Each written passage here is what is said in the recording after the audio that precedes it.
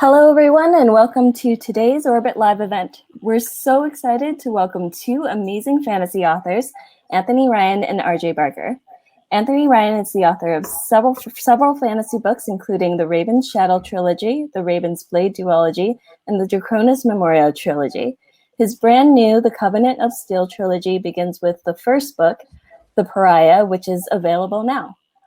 RJ Barker is the author of the Wounded Kingdom trilogy, as well as the Tide Child trilogy, which began with The Bone Ships and Call of the Bone Ships. The epic conclusion to the trilogy, The Bone Ships Wake, will be released later this month.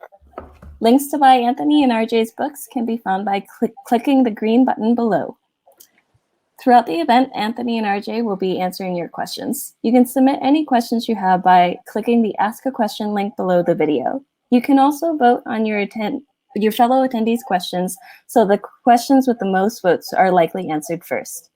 This event is being recorded, and you'll be able to access the replay using the same Crowdcast link you used to enter the event. And now, without further ado, I'll turn the event over to Anthony and RJ. Take it away. Hello. Hello, everyone. Yeah. Hello, Anthony. I've not met you before. So this is lovely. Just tweeted back and forth occasionally. We have. And I've had terrible technical problems getting in this. So rather than Bluetooth headphones, I'm attached by a wire. So undoubtedly, at some point in this, I'm going to rip my computer off where it's sat. So if I suddenly vanish and you hear swearing, I'll fill seamlessly while you. Yeah, no one will notice. They won't do it. The Pariah seems to have, the launch of it seems to have gone amazingly. I've only seen wonderful things said.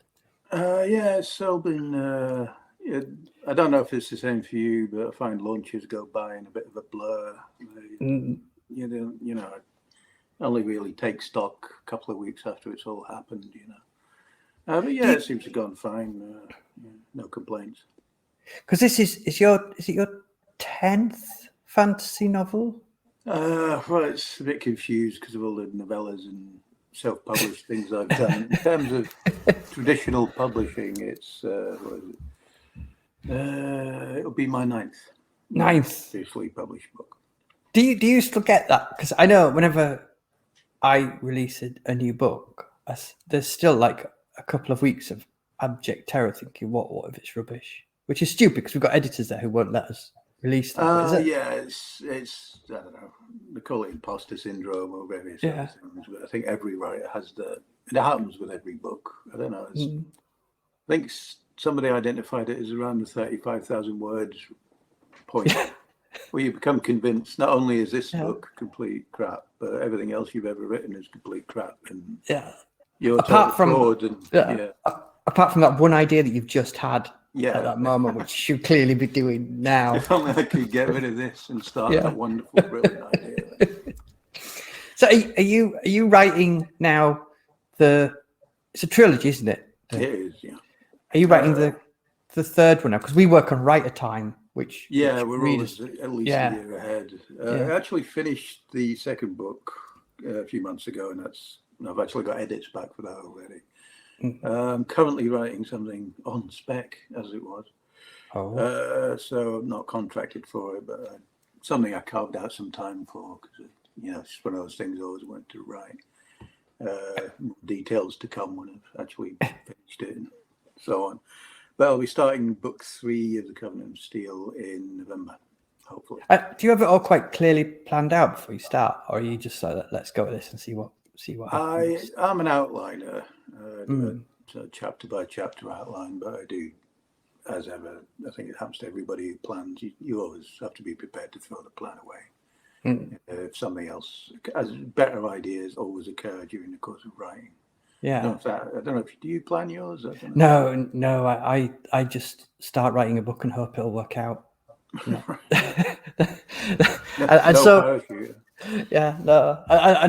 had the thing I'm writing now. It's the first time when I've written it and it hasn't actually worked out, which was quite frightening for like 10 minutes. And I thought, you haven't finished. You haven't really finished it, so no, you just sort yourself out. Fix it. You fix it. It's a bit of a, I was the same when I was starting out with this idea that the first draft is somehow this inviolate thing that's written in tablets of stone or something. It's not. It's a working document. You know, if it doesn't work, you can throw bits of it away or all of it away and start over. You know? Yeah, I think that was the great sort of, because I was writing it and thinking there's something wrong with this. It's not making me happy in the way other stuff I've done has. And then I thought that my deadline for it was March of next year. But then it turned out it's actually October of this year, and I dreamt the deadline of March and just imagined it. And what I needed to do to this book suddenly became much clearer at that point when I realised it's an amazing motivator, the deadline. Yeah. Oh, I can change all of this. I'm just seeing where all the people are saying hello from. We've got Wombled. We've got people from Dallas, people from New Jersey, someone from Ireland. Yeah. Wimbledon, one of my favourite places. Massachusetts. I can't even read that without a horrible song. Now it's going to be stuck in my head by the Bee Gees. The Bee Gees. Big Bee Gees fan, are you? No, strangely enough, from looking at me. But I had you pegged as. When you're writing, are you like me? Like I am always writing. I never stop. If I'm not doing fantasy, I'm not doing crime. I'm working on crime for my evil twin. But I never stop. There's never really a break for me. I mean, my wife forces me to if I go on holiday, but I make myself break. I'd probably just keep going if I didn't make myself stop because I find I need a break from time to time. But when I'm writing something, I'm always writing it every day, more or less, unless life gets in the way. You're always going to get emergencies or something. But when I'm writing until it's done. And when it's done, I have a break. Not a very long one. Is it still a joyous process? Because it is for me. I love it. I absolutely love doing it. It's great when you start, when you're going. You know what I mean? The hardest bit for me is always getting going. But once I am going, it's fine. You know, I do take joy from the feeling of creation it gives. That sort of feeling of creating something that just didn't exist before. That's what I like, and I do like playing with the words. I do like just putting words together so they make sense, that kind of thing. But I see writers all the time saying that they don't actually enjoy writing. They like having written rather than actually writing. But for me, it's all part of the same thing. Yeah, I love writing. I love the sense of a puzzle that you're creating, and I think I like the first edit probably slightly more than the first write, because that's when I'm putting the pieces together, and I really like that kind of jigsaw-y feel of it, because I like crosswords and stuff like that. I'm trying to find something that I've not done before in the other books with each new thing that I do is quite fun, because I get bored really quickly, which is why I stick to trilogies. Yeah, boredom is getting bored of not wanting to write the same thing over and over again. Yeah, I don't want to be stuck in it, just formulaic. We try not to mention any names because it's rude, but some long-running, not fantasy series, obviously. Yeah. Some long-running series with the same character. And you think, how do you keep doing that? Yeah.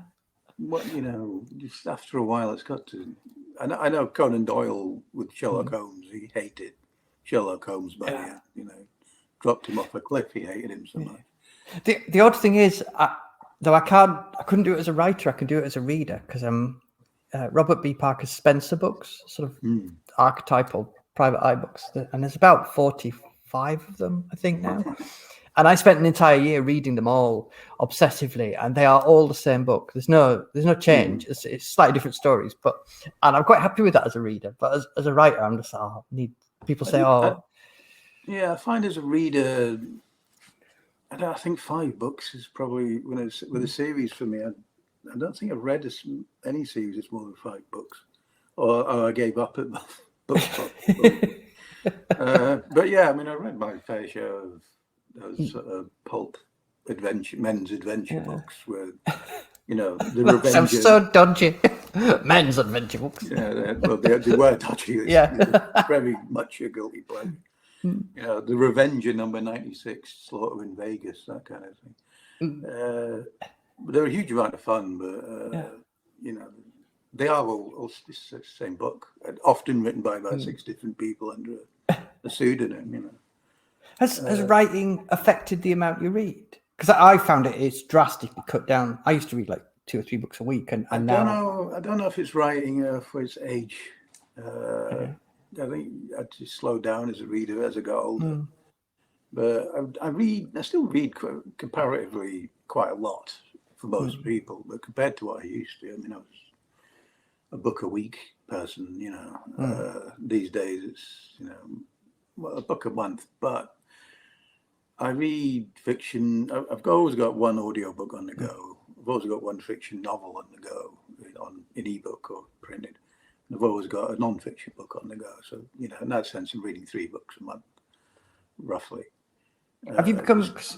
My tastes have become. I don't know if taste is the right word, but knowing what I like has become really specific. In that, I'll be like 2 pages into a book and think, right, no, I'm not wasting time with this. This is not, and it's not because the book isn't good. It's just because it is not that narrow alleyway that interests me at the moment. Yeah, I give up very easily these days with reading. If I don't connect with it, I just don't keep going. You know, I don't want reading to be hard work. Probably the reason I don't read much in the way of literature, because it's hard work. You know, plowing through some of that stuff. You know, you ever tried to read the Satanic Verses? Yeah, I did. I read some of it a long time ago, and I just didn't enjoy it, so I quit. I thought it used far too many words. So, on the other hand, Cormac McCarthy's Blood Meridian. I've read that. Yeah, I have read that. Yeah, it's a car crash. You can't look away. Yeah, I hated every word of it. But that's I thought I thought it was a wonderful book. But I'm never reading it again. Oh no, I'd never go near it. They're making a movie apparently. I don't want to see the movie. I don't know how you could do a movie of that, because I think it's about ghosts. I think there's a point in that book where everyone but the narrator's dead.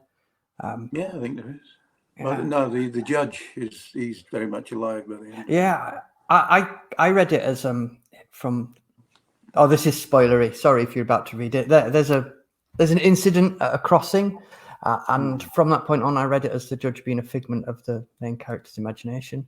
I think he's real. I just think he's a metaphor for human evil personified. You know, he's Satan. You know, when I see you somewhere, I'll talk to you about my theory of Blood Meridian, which I'm sure if I ever met Cormac McCarthy, he'd swear at me and tell me I was wrong. But it pleases me. I'm seeing if we've got some questions. We've got 8 questions. Abra has just checked out a copy of The Pariah from the library. Thank you, Abra. Support your local library, everyone. Yes. Series of Suzanne, never quite sure. Series of trilogies are good if each trilogy has a satisfying ending. True. Mm-hmm. I always think I get my trilogies wrong. In that, if you read my reviews, it tends to be people like the first one, and then they really like the second one, and then they really, really like the third one. And I always think I should work on getting that first one to be the one that people go, this is brilliant. This is fantastic. I've given up trying to predict how anyone reacts to anything. Well, I don't write for myself. I do partly write for myself. I do also write for readers. But there's no point trying to predict what they want. First of all, they're all different. Some of them might like your last book. Some of them might hate it. You know, you just can't tell. I think it's probably a mistake to try and pander. It's one of the reasons I stopped reading reviews. Start reading Amazon reviews for a start, and Goodreads. I don't do that anymore because I think it's just too much influence. You know, you get people saying, "Oh, I like this, I didn't like that," and it becomes too. It gets in your head too much. I think it's not just obsessing over 1-star reviews. You know? People complaining because it didn't turn up on their Kindle on time. I thought when I first started, I'd obsess and get upset about 1-star reviews. And then my agent, and I decided I just wasn't going to read any reviews, that I wasn't going to go near any of them. And my agent emailed me my first ever 1-star review. And it just made me burst out laughing because I understand that person and why they thought that. And ever since then, I kind of find them quite amusing. I think I'm quite lucky in that I am the type of person who's never really cared about doing anything, but I want what I want to do. So reviews kind of just wash it over me, really. Yeah, I wish they washed over me, to be honest. But because I started in self-publishing, if you're in self-publishing, you can't avoid the reviews. They're part of your business, and if you self-publish a book and you get nothing but 1 and 2 stars, it's a problem, that's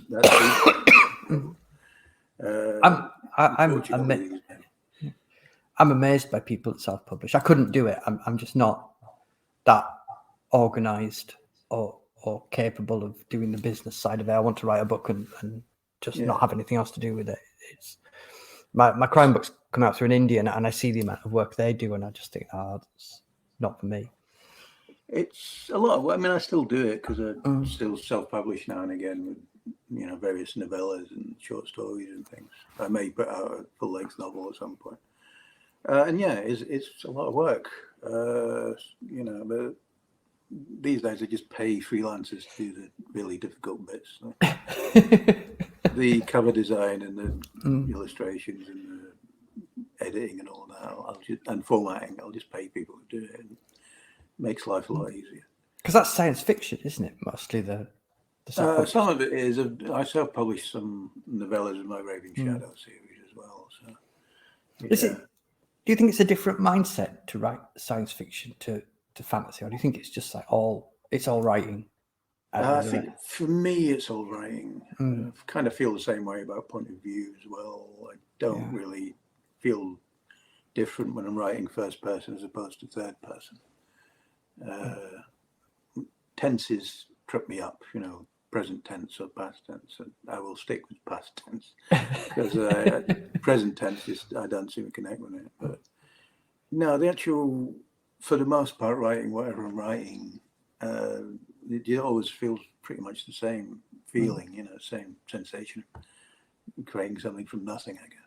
Yeah, because point of view is slightly different for me, because I know that I favour first person point of view. If I'm writing and I'm tired, like the Bone Ships, when I was writing the second one, and I was tired and I went back to edit it, I'd find that it had just slipped from third to first person. And I could think, you weren't feeling great then, aren't you? So, because it's easier and I can just hit the flow a lot easier. But I don't think there's any sort of actual headspace difference apart from laziness on my part. Yes. Suzanne says, first books of a trilogy are just readers getting to know your world, so maybe reviews are a little more cautious. Maybe. Are you very aware when you're starting and you think of doing something different? Are you actively trying to do that, or is it just you've had an idea and this is like, I can do this? Well, for me, in terms of writing a different book, it's different plot and characters is where I'm at with it. Don't worry too much about what type of world it is.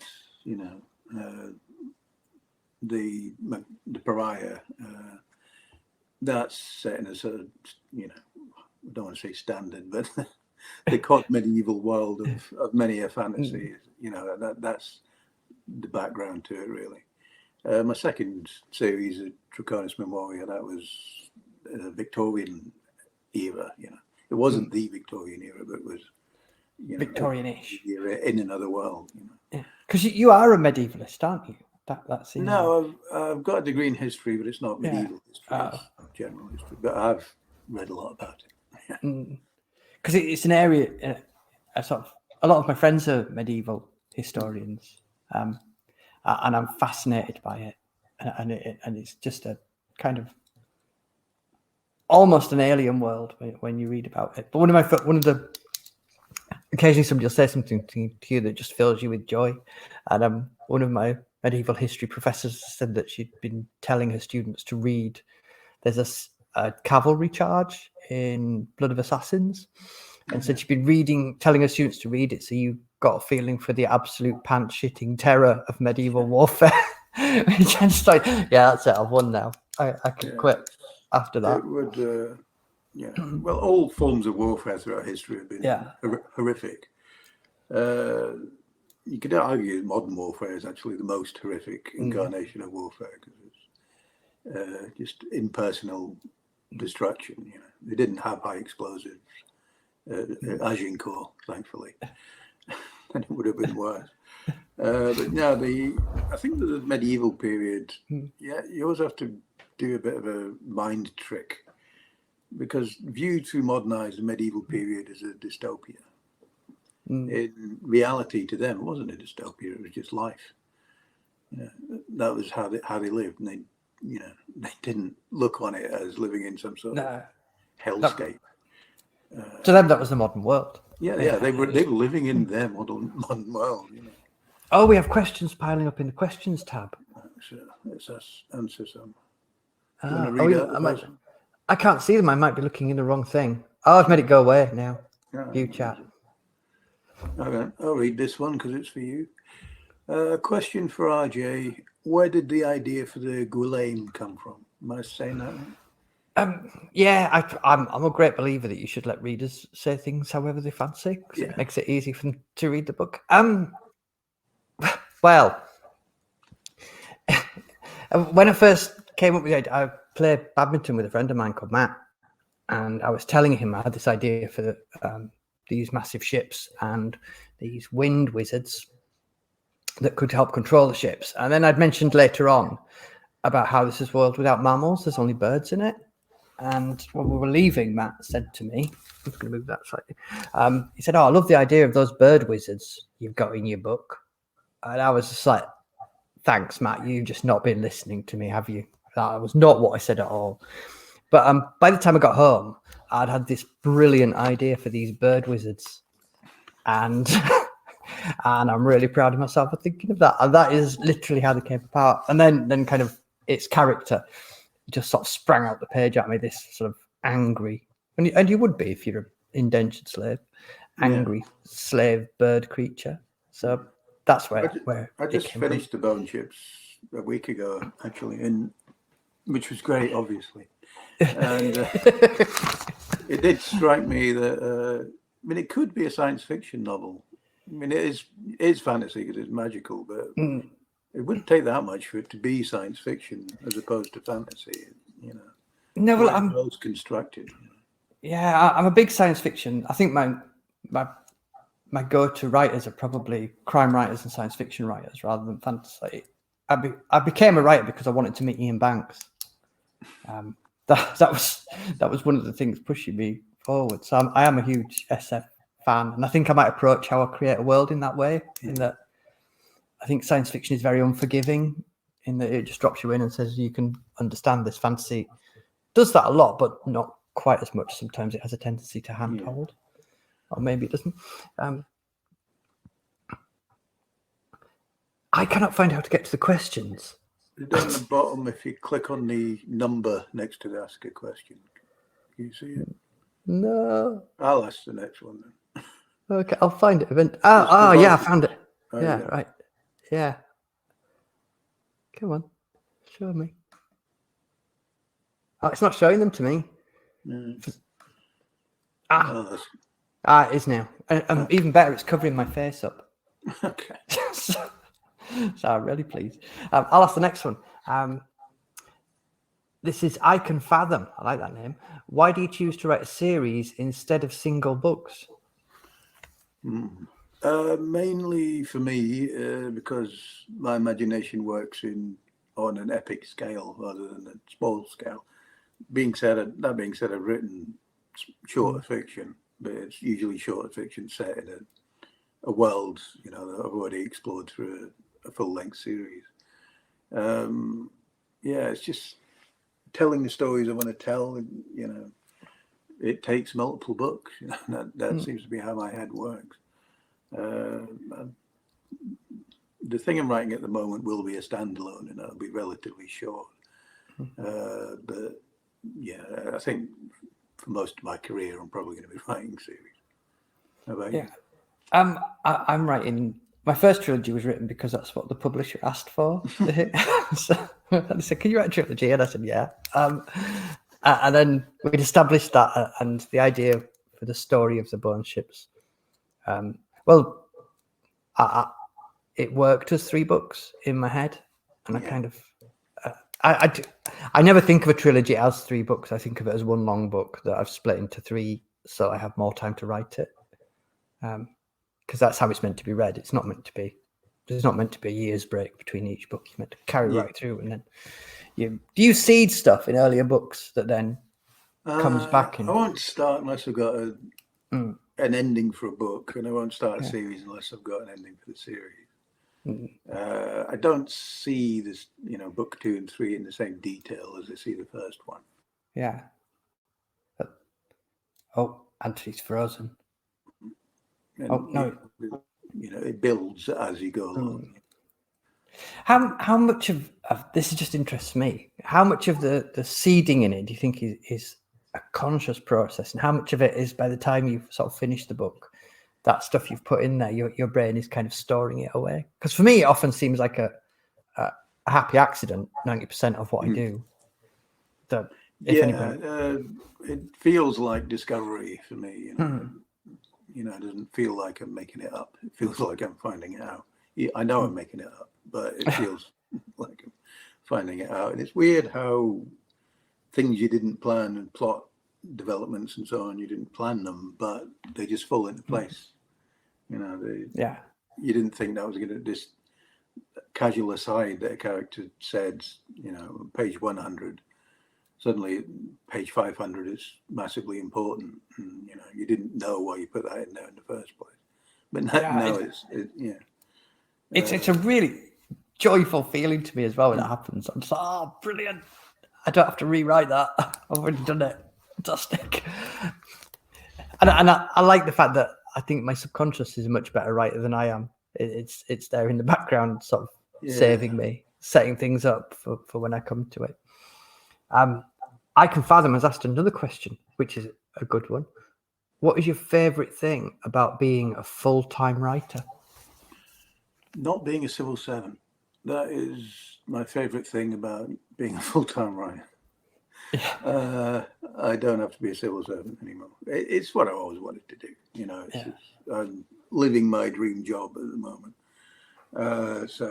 It's getting to make a living doing what you love doing. You can't really ask for more than that in life. If you get any more than that in life, you're doing really well. I'm pretty much the same as Anthony. I've had lots of jobs and hated every single one of them with a passion, and felt like I did not know what I was doing at any point. What was your worst job? Come on, tell us. Oh, God. Probably the worst job was working in a call centre for a large utility. Oh, dear. Just because I would rather do anything than that again. I think just the absolute drudgery of it. It's just, and I know lots of people out there will work in call centres, and I sympathise with you because it's a really hard job. It's why I don't have much patience when I see people say, writing's really hard. I'm just going, it's not. Not compared to that. You don't want to die every morning when you, literally, but you just think, oh, God. When I think about it, what really gives me painful flashbacks is the commute more than anything. Yeah. I had various different jobs in various different places within the civil service. And some of them, it was luck whether you landed in office with nice people or not. If you didn't, it was, pretty awful. But if you did, it was okay, But the worst thing was always, because I lived in London at the time, the worst thing was always a commute. Because I'm glad I did it though, because I met a lot of people, and they live in my head now, and I fall back on them all the time. So I've met all those people. It's not like wasted, and I sort of spent a long time in the wilderness when I realised I was never going to be a rock star. It's not too late. It is, because I was a terrible musician, which holds you back.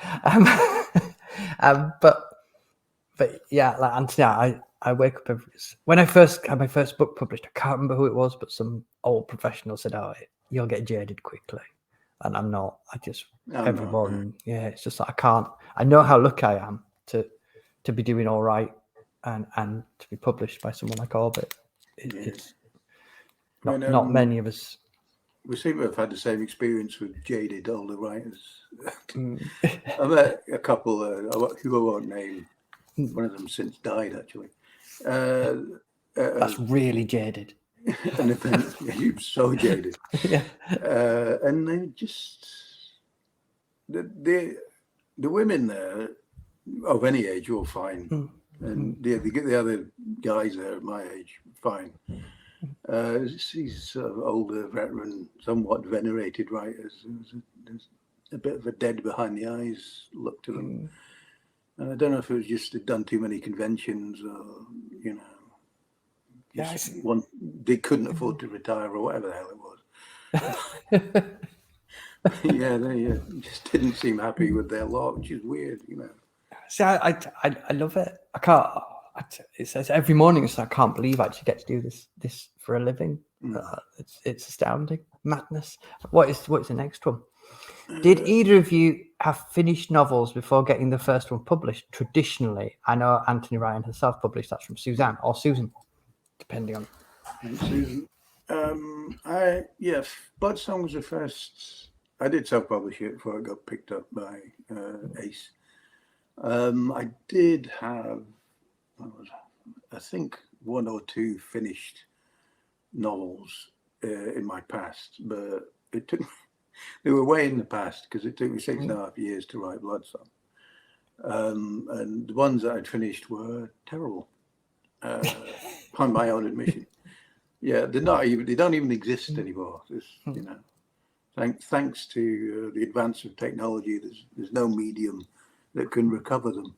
And I'm eternally grateful for them.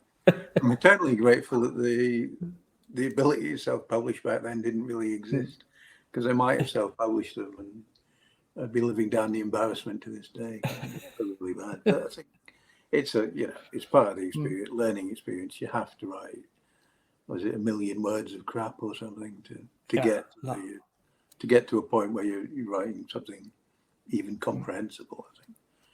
So I wrote 5. The last one was a science fiction novel, which did the round to the publisher, but didn't sell. But it got my agent. Well, I got my first agent. It passed me on to Ed, who I'm with now, who's wonderful. And it was really weird because I loved that book. And I always said to Ed, my agent, I'm going to go back to it. Once I finish The Bone Ships, I'm going to take a break and I'm going to go back to that science fiction novel. I'm just going to spruce it up a bit and we'll sub it again because I really love it. And I went back to it and I just thought, actually, maybe oh my God. There's some good ideas. I'm not a fan of going backwards anyway, and it just felt like I might steal some of the ideas from it. Yeah. But I was thinking about something I'd written. One of those many things I started but never finished. And that's another skill you have to learn as a writer. Perhaps the most important one is finishing what you start. Even if it's terrible, learning to finish is perhaps the most important thing you have to do. Yeah. But I was thinking about something I didn't finish the other day. It was, a good idea. And there's always a difference between an idea and a story. And we were talking a bit earlier about the new shiny thing, the next great idea you've got. Ideas are easy. I have at least one idea a day, but they don't mean anything until you can put them together with a story that makes sense. And that's the hard part. Yeah. I always find you can have loads of ideas, but people are what really matters to me. If you need to find that person to latch that idea onto. Once I've got that, I can go and I'm off. What is that? What is our next one? When did you know you wanted to be a writer? I don't remember a time I didn't really want to be a writer. There was a time when, I wanted to be an astronaut or with poetry, but when I was, 7 or 8. But really, when I found out it was a thing people actually did, it's what, for the most of my life, I strove to be. I don't know about you. Was it something you always wanted to do? I was always a reader. I was a massive reader. And I think when I was sort of 16 or 17, I typed out some stories and sent them off to Interzone, and got very polite. Keep trying, son. Rejections. Yeah, me too. Yeah.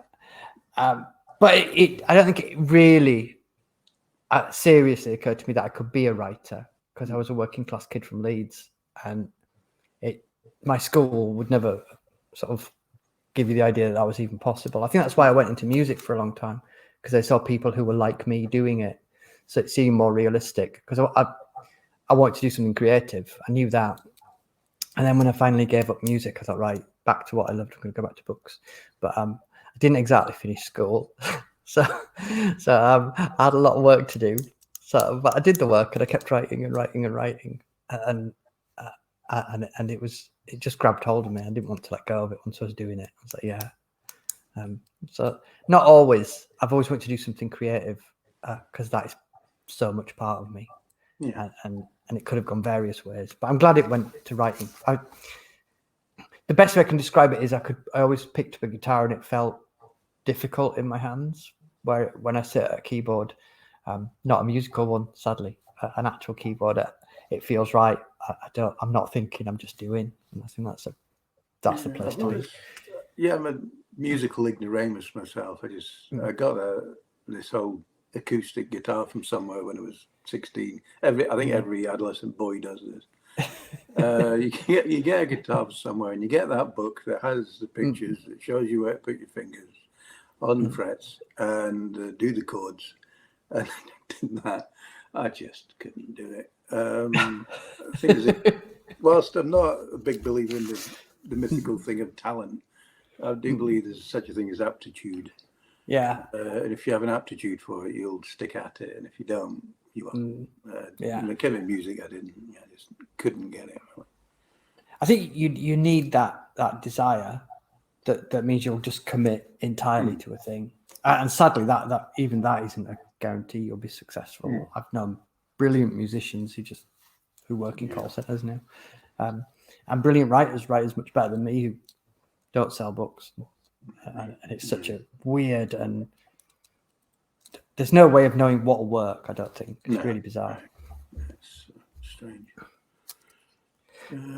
Are there? This is I Can Fathom. You've got a lot of questions. I like you. Are there any ideas you're very excited about but not ready to write yet? God, yes. I tweeted this not long ago, actually. In my head, if I put my mind to it, I could start 26 books tomorrow. There are 26 books waiting in my head to be written. At the stage where I could either start outlining or writing. And last week I came up with an idea for another trilogy. So that's 29 now. So yeah, I'm never going to run out of ideas. I don't think. I will probably shuffle off this mortal coil with books unwritten. And, it's just the way it is, I think. But yeah, the idea factory never stops for me. Is it the same for you? Yeah, there's always stuff that's there, that's moving around. Every so often I'll make notes, but I tend to think that there's so much of it that if it sticks in my head, then I'll keep it in my head anyway. I don't need to write it down. I always think that writing the good ones hang around. That's yeah, and I feel like writing a thing down is giving myself permission to forget it. But under the name RJ Dark, who is nothing to do with me, though we look very alike. I've heard he's a terrible person. He's terrible. Terrible. But the book that came out under that name was an idea that had been hanging around for more than a decade, that he'd started multiple times and never succeeded in getting past the third chapter because I was writing the wrong book, and it wasn't until I realized right characters, right idea, wrong book, and then suddenly when I got it, it was like, bang, I can do that. I'm off. So yeah.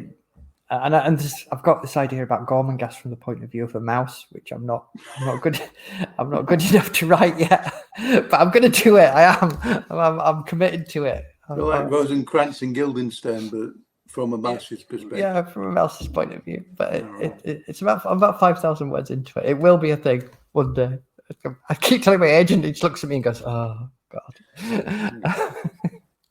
It's better than it sounds. Future Booker Prize winner. Yeah. Do you prefer to write from a single character's point? Oh, this is from Ronnie. Hiya, Ronnie. Do you prefer to write from a single character's point of view or to switch between multiple characters? I don't really have a preference, to be honest. It's easy. I find it marginally easier to write from one point of view. But I don't find it that much more difficult.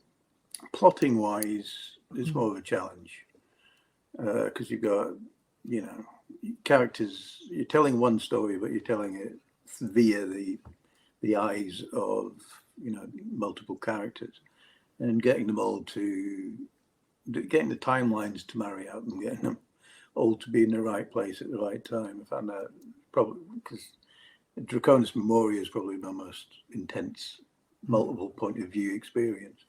And the timelines in that were a bit of a challenge at times. Yeah, how about you?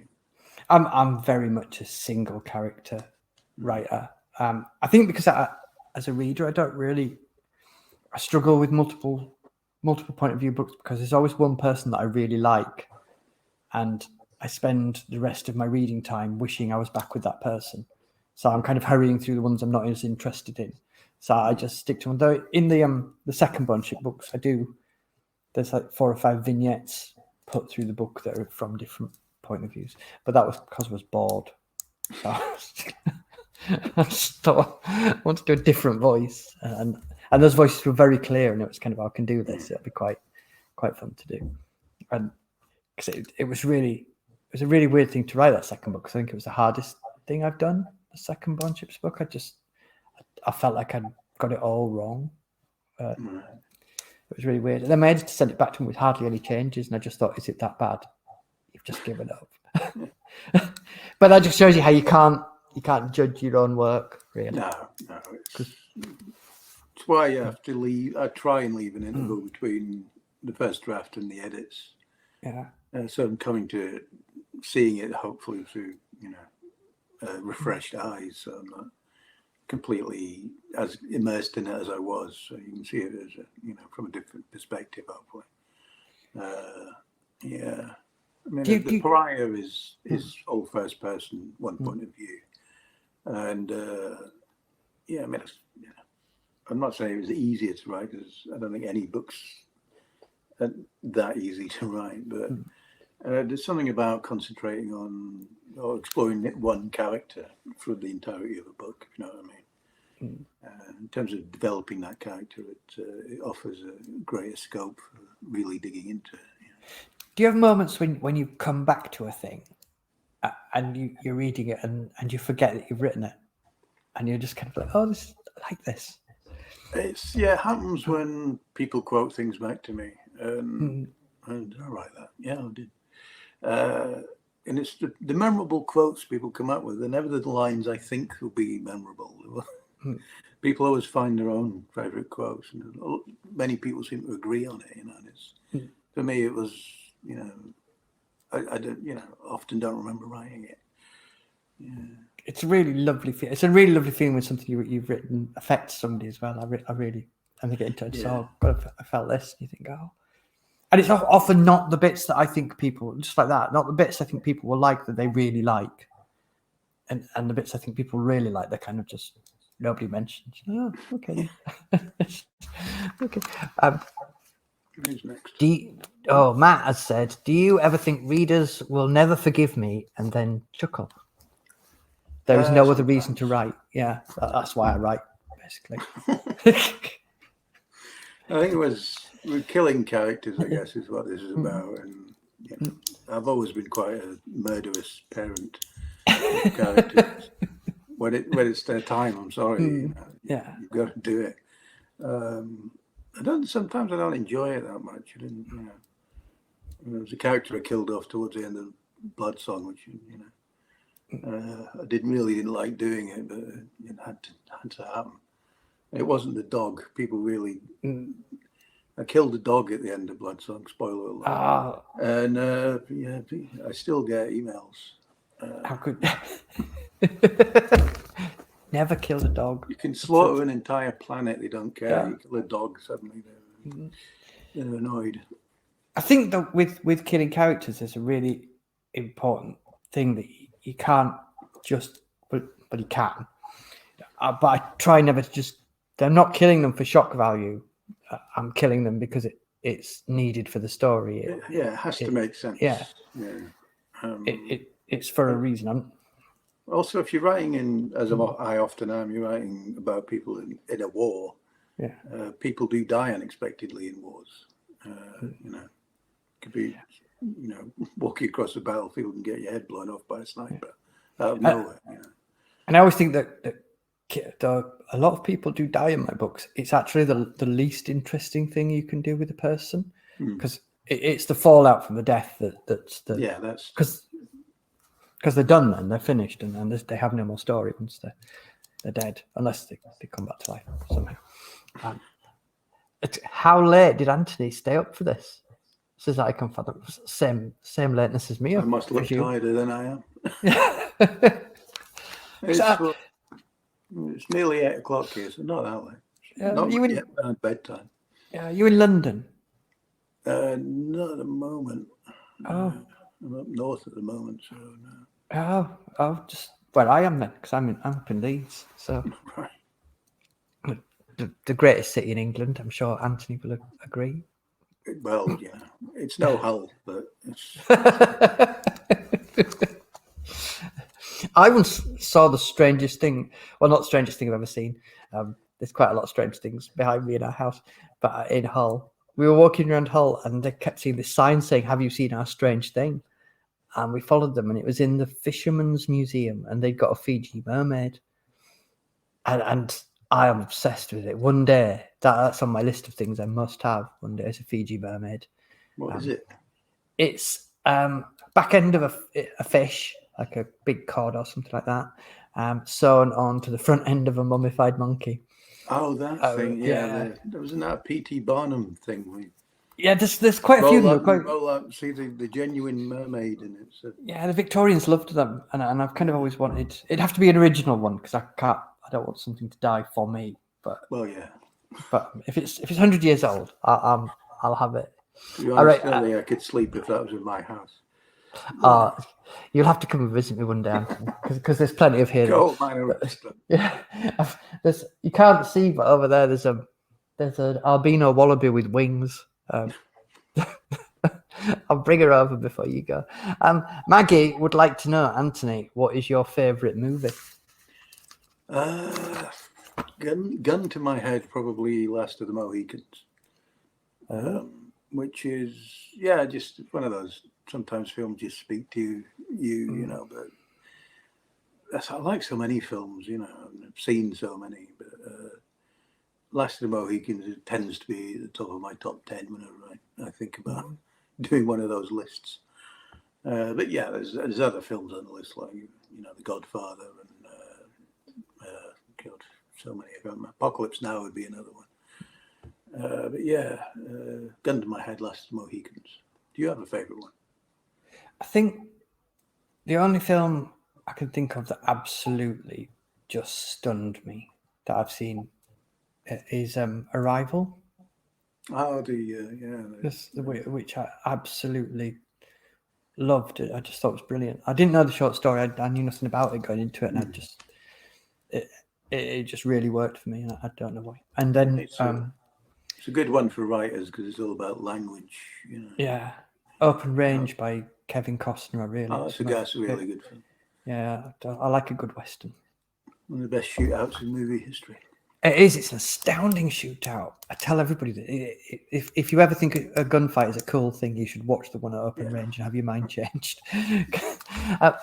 And Abra would like to know, why wasn't the UK cover for Waking Fire used for the US cover?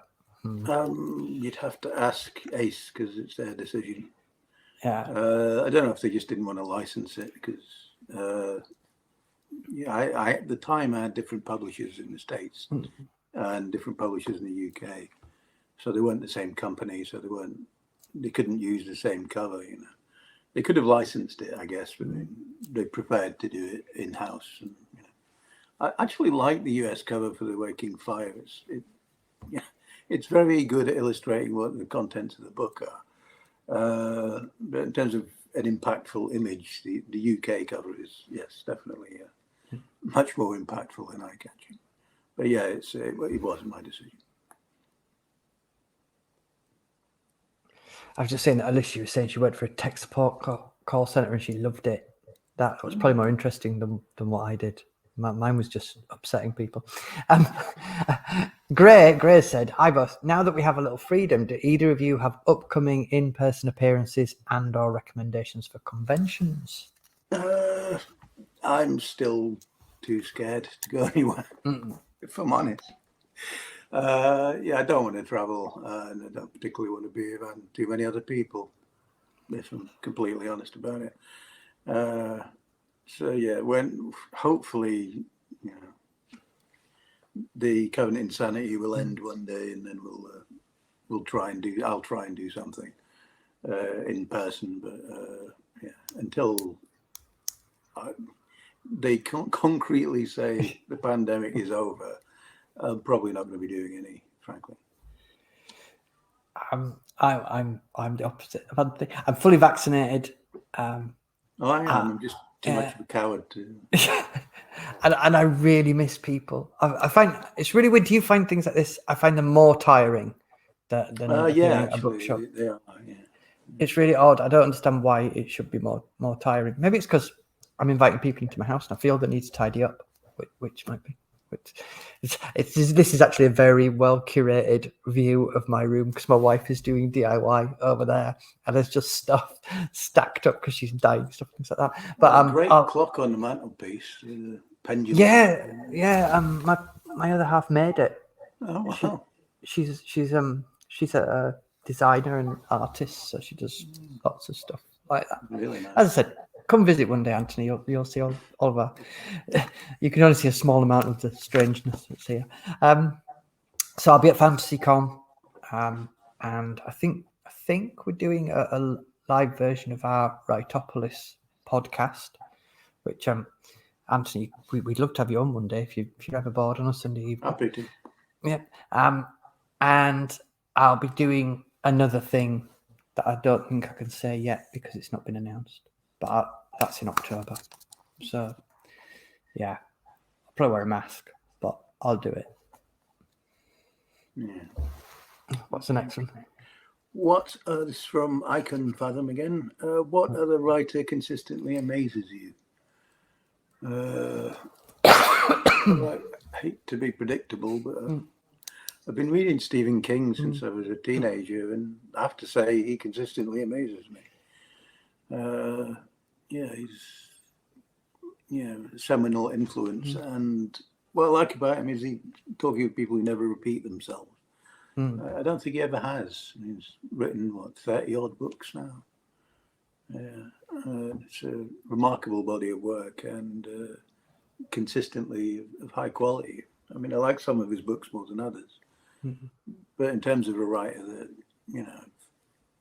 rarely, if ever, disappointed by, probably Stephen King.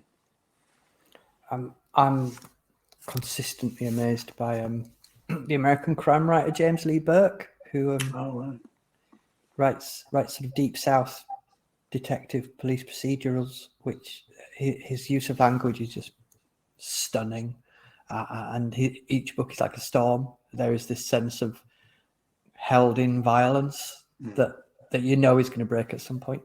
And then his last one, A Private Cathedral, it's still a police procedural, but it's the detective is pursued by a 1,000-year-old hitman from hell, and the end of it takes place on a boat in the River Styx, and it absolutely sells it. There's never any feeling that it's kind of fantastical. It's really weird. It just works as a straight crime book. It's the most amazing thing I've ever read. It just I couldn't. I was reading it, enjoying it, while thinking, how did you pull this off? Yeah. But he's consistent. His use of language just makes me want to. And Mick Herron is the other one who writes Slow Horses books. Don't know if you've come across those. I don't know those. They're spy thriller. It's going to be on Apple TV, but every page of Mick Herron's book, there is something I wish I'd written on it. It's just, I hate him. So jealous. Okay. What advice, I can fathom, says, what advice would you give to a wannabe author? Yeah, I get asked this a lot, and it's a shame that I'm always coming out with the same three things, but I can't do better than them, to be honest. Which is don't give up, read a lot and write a lot. That's it, really. I mean, and all writing advice tends to boil down to those three things for me. Yeah. I don't know if you have anything more nuanced. I'm with Anthony on those. Don't quit. It's the best advice you'll get. And the other thing that Chas Brenchley said when I was first starting writing on a blog or something, he said, what works for you is what works. And that was the most amazingly freeing bit of advice I've ever. I stopped reading books on how to write. I just concentrated on writing what I wanted to write. And I think that's really good. In what Anthony said, that all writing advice is not actually any good unless it works for you.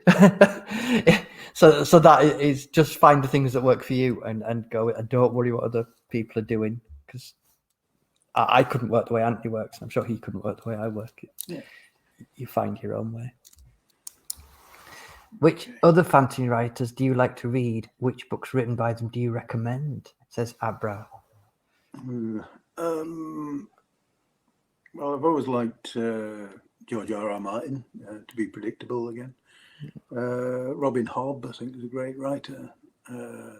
Tad Williams, I think, is a great writer. More recently, I was very impressed with Ed McDonald's series, the Black Wing series. I don't know if you read that. That was really good. And yeah, blanking a bit. If you got any, you can. I don't read a lot of fantasy because I struggle with it in the bit of my mind that is writing and going, what would I do with this idea? I can't shut it off when I read fantasy, and I never relax into a book. So kind of starting to write fantasy has made it all very difficult for me. I do go back to CJ Cherryh's More Game books, which are a huge influence on me. They're the ones that I really love, and I read a lot of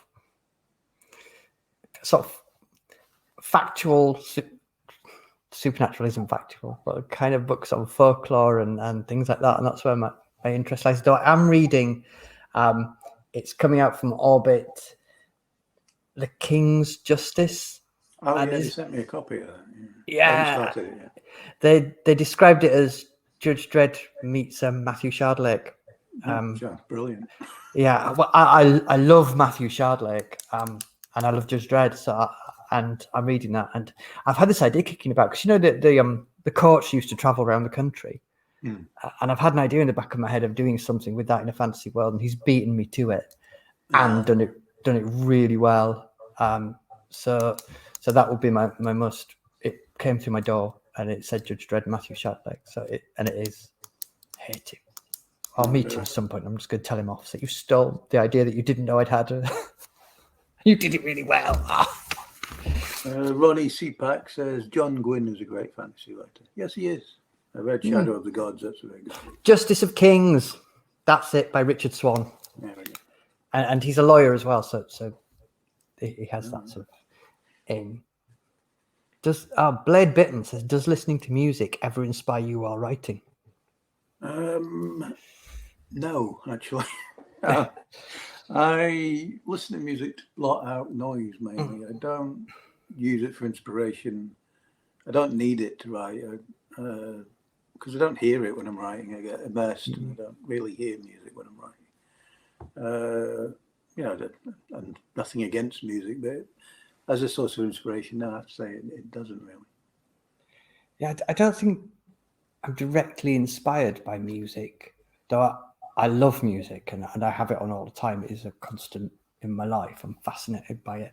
And I write with music on, or either, this horrifies a lot of writers, I either have music on or I have the television on while I'm writing. Oh my God.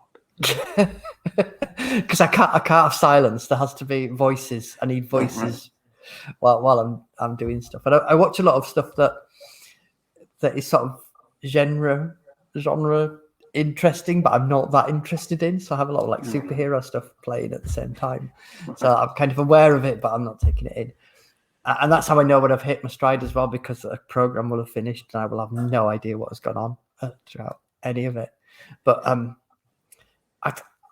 I will say, if you're looking for something to listen to Fab Tool by Carpenter Brut and David Eugene Edwards, because that's the last thing I heard that absolutely just made me go, whoa, well, that's amazing. And a brilliant video with massive, terrifying teddy bears and Egyptian gods, which can't go wrong, really. It must be Wednesday, because somebody's asked me this question. Will there be additional Vale and Elsona books? Yes. I don't know when. That was an easy one. The next one is from Abra again. Mr. Ryan, are any of your books going to be turned into movies? That's as if you can talk about it. There have been 2 options in place for my first series, both of which lapsed. There may be a 3rd one in the offing. We'll see. If it happens, it's not going to happen anytime soon. Put it that way. I was complaining at my agent that he hasn't sold any of my books as films, and he just stopped writing about massive ships, which are really expensive to film. To film the boat ship. It's never going to happen. The national debt of Brazil. Yeah. So, what is the next one? The next one is Alicia. Hello, Alicia. I know you come to Writopolis. What can I tell you about my next series? Not very much. I can tell you that it's called the Forsaken Trilogy because Orbit have released that, and I can tell you that at the moment it's really good, apart from the fact it's rubbish. So I've not because I've got to finish it, and until something is finished, it's not good. I've done wide plains, I've done oceans, so now I'm doing woods. So this one's sort of forest based, which is weird because yours is forest based, the Pariah, isn't it? It's kind of a lot of it foresty. is, Yeah. There's only so many ways you can describe trees, and I'm finding that out actually. They were very green. Everything's green. Then it's the winter and it's covered in frost. There you go. Yeah. There's moss on some of them. Do you have like my Wounded Kingdom books are basically a sort of retelling of King Arthur. It's so deeply hidden in it you wouldn't know. And then the Bone Ship books are kind of the Patrick O'Brian books, and that was in my head. I wanted to do Patrick O'Brian versus Godzilla, and then my next one's a Robin Hood. That was in my head. I'm going to do Robin Hood. And do you have something like that in your head when you start, or are you just like, let's see? Yeah. For the Pariah, it was the shades of Robin Hood in it. Yeah. If he existed, he definitely, I don't think, stole from the rich to give to the poor. No. Unless he was poor. Yeah, he stole from the poor because he was poor. Yeah. There's more. I think Joan of Arc was actually a bit more of an inspiration. One of the starting points was, what if Joan of Arc had lived? That's quite a good one. Yeah, she's not. The sort of Joan of Arc character is not the central character in it, but it's an interesting question to raise. I always think that's more interesting is to tell the stories of the kind of those people around, and that I think that's why I loved Bernard Cornwell's Winter King books, his retelling of King Arthur, told from sort of the point of view of someone in Arthur's Shield Wall, which is just lovely. Yeah. I think we're at the end. We've actually run over by 4 minutes. So. That's good. 4 minutes is quite good for me. But Angie's not turned up to tell us off yet. No new questions from the audience. They're bored of you now. She's got host. Thank you, Anthony and RJ, and thanks everyone for joining us today. So I think that's our sign off. All right, we have to tell them about our books now. Bone Ships, bye. Yeah. Here's mine. And the Pariah. In Nereid. Mirror writing. Yeah. See, it's only mirrored to us though. I can read it, so Oh, I presume can. you can read. Mirrored I presume to you me. can read that. Okay. So can you read that? Yeah. Ah, right, I good. can read Yeah, that. mirrored to us. Oh. That's okay. I don't know if we're still on there. I presume we are. We better not. We better not swear. Yeah. I think Angie I will had tell a us. whole tirade I was going to go into.